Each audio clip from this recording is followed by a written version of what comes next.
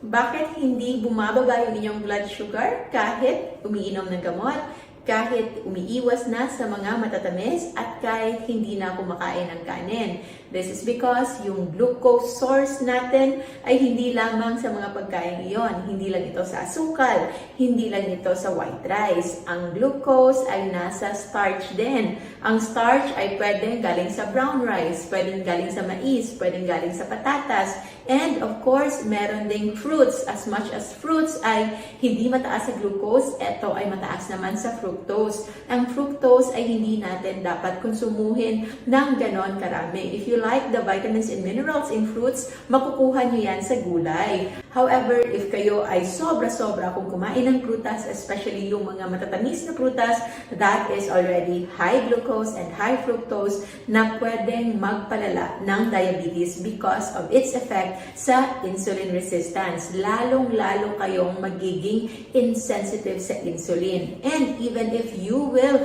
take insulin, kahit pa mag-inject kayo ng insulin, it will not solve the problem because yung cells natin meron ng talagang limit as to kung gaano karaming insulin yung kaya niyang i-take in. What we need is insulin rest. Kailangan papahingahin muna natin yung ating katawan from insulin need, from insulin load. At paano natin yun gagawin? By removing the trigger na kung saan nangangailangan ng insulin yung katawan natin. And that is by eliminating those carbohydrates. You can check our JGC Rojo food list and stick to the safe list. Pwede pa rin kumain ng gulay, pwede pa rin kumain ng carbohydrates, but those are complex carbohydrate na mataas sa ating fiber, hindi mataas sa starch, because as much as starch is a complex carbohydrate, pero ito ay madali pa rin ma-break down into glucose. So that's why if meron tayong carbohydrates, we want carbohydrates that is high in fiber. So, paano pababain yung ating blood sugar to normalize our blood sugar sa tulong ng tamang pagkain?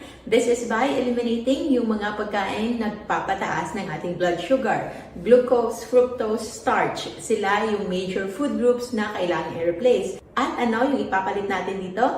You can replace them with proteins and healthy fats tulad ng itlog, tulad ng karne, isda, manok, at iba pang mga natural sources of proteins and fats. Marami yung takot sa taba at marami yung takot sa karne because merong mga studies noon na nagsasabi na ito ay naka-cancer and it can also lead into heart attack. However, those studies before are just looking at the amount of protein and fat intake but hindi nila nakita na ang pagkain ng matataas na cholesterol at matataas na proteins before in those studies ay kasabayan nun ay mataas din na glucose intake. But if you take proteins and fats, the natural and healthy kinds, without the inflammatory na mga matataas sa sugar and carbohydrate foods, they are not dangerous. Hindi sila nakakatakot. In fact, very low carbohydrate diet and low carbohydrate diet as low as 20 to 50 grams of carbohydrate in a day ay isa na sa recommendations ng American Diabetes Association when it comes to options sa mga dietary adjunct or medical nutrition therapy, ang pagtulong ng pagkain sa pagaling ng isang taong merong diabetes. So those are the things that you can think of next time you have your meal.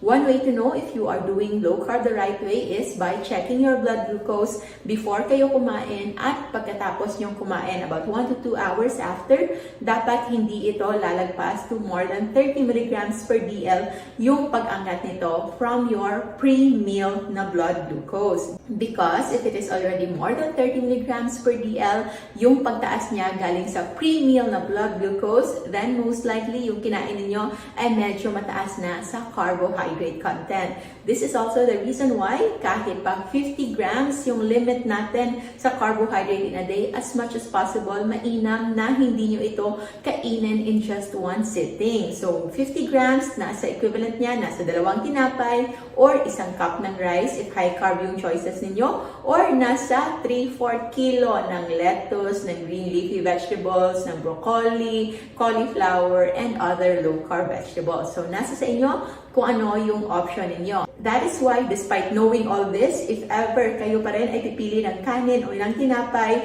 I hope you will distribute that 1 cup of rice in your meals during the day. So maybe 1/4 cup in the morning, 1/4 cup at lunch, and 1/4 cup in the evening. And save some carbs sa mga incidental carbs na nasa kakaunting breading, kakaunting mga condiments, and other spices na merong kakaunting carbs or also vegetables. So those are the strategies that you can do. If you wish to know more, meron tayong structured learning program available at www.lcfmasterclass.com, and for more information, for personalized assessment, pwede rin kayong tumingin sa ating website in www.jgrtanmd.com. This is your diet doctora, Dr. Josephine Grace Chu Arahatan. Always remember to stay low carb,